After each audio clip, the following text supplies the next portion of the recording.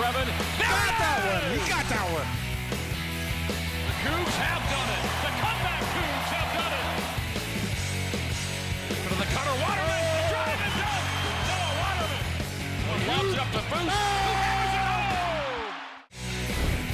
We are live in Studio B and from Kansas City. This is your day-to-day BYU Sports play-by-play. I'm Spencer Linton, of course, in Provo. Jerem Jordan in KC with our coverage before BYU tips off against UCF. In fact, Jerem hard at work this morning. He recently spoke with BYU men's basketball assistant coach Kahil Fennell to get the coach's final thoughts before the Cougars and Knights tip off against each other for a third time this season. All right, Kahil, how would you assess the readiness and preparation of this team going into one of the biggest tournaments BYU's ever played in?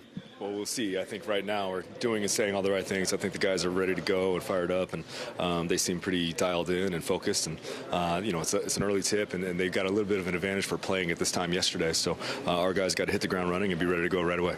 Earliest tip time of the season. What have you guys done to adjust to that? We got here a little bit early. We practiced a little bit earlier yesterday.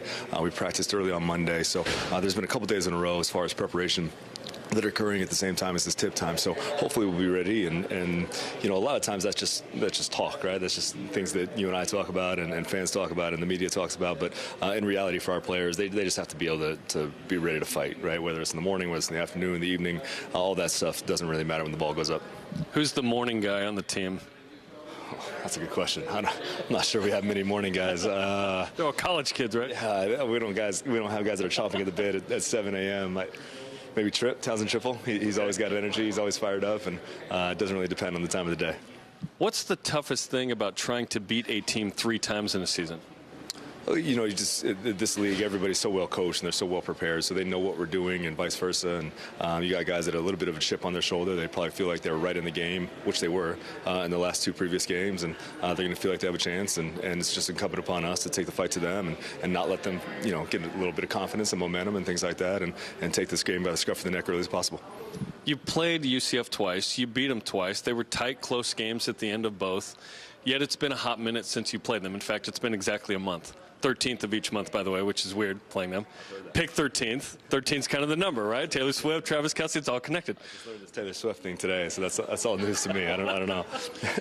What is it about those first 2 matchups that you think is perhaps sustainable in this game versus what you saw yesterday for UCF against Oklahoma State? Yeah, I think UCF is obviously playing better when they shoot like they did yesterday at 50% from 3. They're going to be really, really dangerous. Obviously, they're a tremendous defensive team at 12th in the country, so all those things remain.